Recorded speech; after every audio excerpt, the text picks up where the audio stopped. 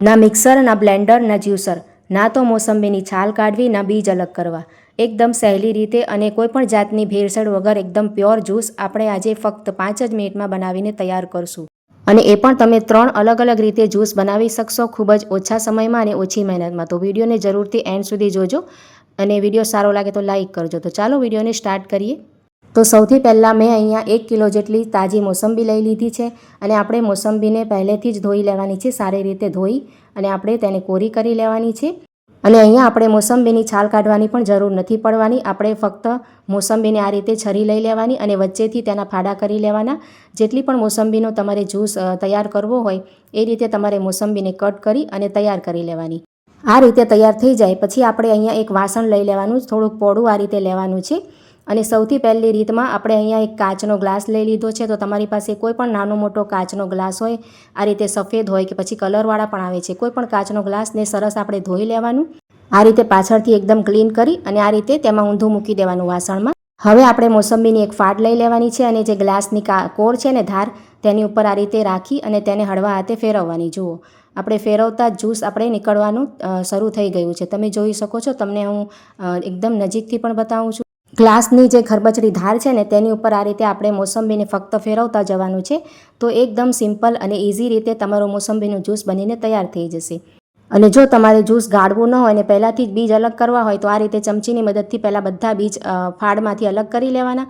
ત્યાર પછી તમે આ રીતે ફેરવશો તો તમારે એમાં બીજ પણ નહીં આવે અને જ્યુસ આપણે રેસાવાળું પી શકાય. અને આ રીતે જ્યુસ તૈયાર કરવાથી આપણને એ પણ ફાયદો થાય કે આપણને એકદમ પ્યોર જ્યુસ મળે.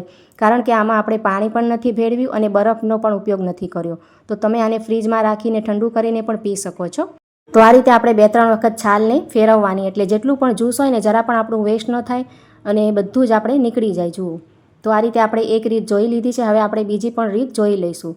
તો આપણે ગ્લાસને આ રીતે બહાર કાઢી લઈશું અને ત્યાર પછીની જે બીજી રીત છે ને તેમાં આપણે આ રીતનું કાચનું કપ લઈ લેવાનું છે, જે બધાના ઘરોમાં લગભગ હોય જ છે. જો આ રીતે મોટું કપ ન હોય ને તો જે નાનું કપ ચાનું આવે છે ને તે પણ તમે લઈ શકો. આ કપને પણ આપણે સરસ ક્લીન કરી નાખવાનું, પાછળથી સરસ ધોઈ નાખવાનું અને એને પણ આ જ પ્રોસેસથી આપણે કરવાનું છે. જુઓ, કપની જે પાછળની કિનારી છે તેની ઉપર આપણે મોસંબીની ફાડ રાખીને આ રીતે ફેરવતા જવાનું છે. તો ખૂબ જ ઓછી આપણે સમયમાં તમે જોશો કે જ્યુસ આપણું નીકળતું જશે અને મોસંબીની ફાડ આ રીતે એકદમ ક્લીન થઈ જશે. જુઓ, હું તમને કરીને પણ બતાવું છું, નજીકથી પણ બતાવું છું. તમે જોઈ શકો છો.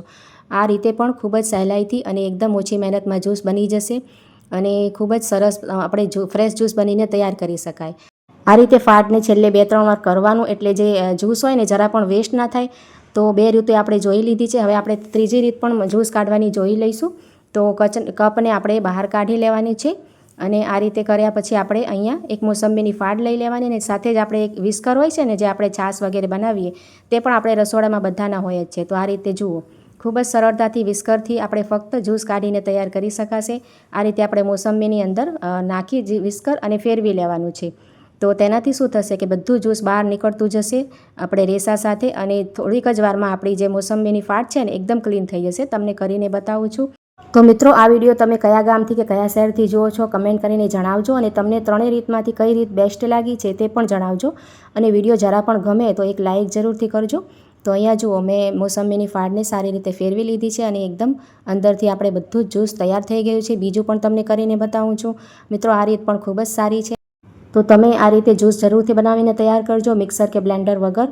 તમને જે પણ રીત ગમી હોય તે રીતથી તમે જ્યુસ બનાવીને ઘરે જરૂરથી તૈયાર કરજો. અને જો આ રીતે જે મોસંબીની ફાડ છે ને એકદમ ક્લીન કેવી સરસ થઈ ગઈ છે. બધા જ રેસા એમાં મિક્સ થઈ ગયા છે અને હવે આપણે તેને ફેરવી લઈશું સરસ રીતે. તો બધા જ રેસા સરસ રીતે તેમાં મિક્સ થઈ જાય અને મોસંબીનું જ્યુસ છે ને આપણે થોડીક વાર થાય ને કાઢતા તો થોડુંક અમથું કડવા જેવું લાગે. અને જો તમારે મીઠું કરવું હોય ને તો આ રીતે પીસેલી ખાંડ આપણે ઉમેરી દેવાની અને એમને પણ પી શકાય આપણે મોસંબીનું જ્યુસ. પણ બાળકોને જરાક મોડું લાગે એટલે અહીંયા મેં ખાંડ ઉમેરી છે. અને હવે આપણે આ રીતના કોઈ પણ જગ કે તમે લઈ શકો છો જેમાં પણ તમારે ગાળવું હોય ને આ રીતે ગળણી રાખી અને આપણે સરસ ગાળી લઈશું. એમને પણ તમે બીજ કાઢીને પણ પી શકો. જો તમારે રેસા સાથે પીવું હોય તો પણ પી શકાય, પણ આ રીતે ગાળવાથી સરસ લાગશે. જુઓ, આ રીતે આપણે મોસંબીનો કેટલો બધો જ્યુસ બનાવીને થોડીક જ વારમાં તૈયાર થઈ ગયું છે. તો તમને વિડીયો કેવો લાગ્યો છે તે કમેન્ટ જરૂરથી કરજો. હવે આપણે તેને ગ્લાસમાં ભરી લઈશું અને આ રેસીપીને જરૂરથી ટ્રાય કરજો. તો આપણે જો અહીંયા ઠંડુ નથી એટલે આમાં પણ બરફ નાખી શકાય, પણ અહીંયા હું ગ્લાસમાં બરફ નાખું છું. અને બરફ ન નાખવું હોય તો તમે ફ્રીજમાં થોડીક વાર રાખીને પણ સર્વ કરી શકો. તો આ રીતે જુઓ, આપણે ગ્લાસમાં 2 ગ્લાસ જ્યુસ ભરી લીધા છે. અને તેમાં આપણે છે ને એકદમ સરસ ટેસ્ટ આવે એના માટે આપણે જે ચાટ મસાલો આવે છે ને તે ઉમેરી લઈશું. તો તેનાથી ખૂબ જ સરસ ટેસ્ટ આવશે. અને ચમચી વડે તેને મિક્સ કરી લઈશું. તો મિત્રો, આ રીતે તમે જે સંતરા આવે છે ને તેનું પણ જ્યુસ આ જ પ્રોસેસથી તૈયાર કરી શકો.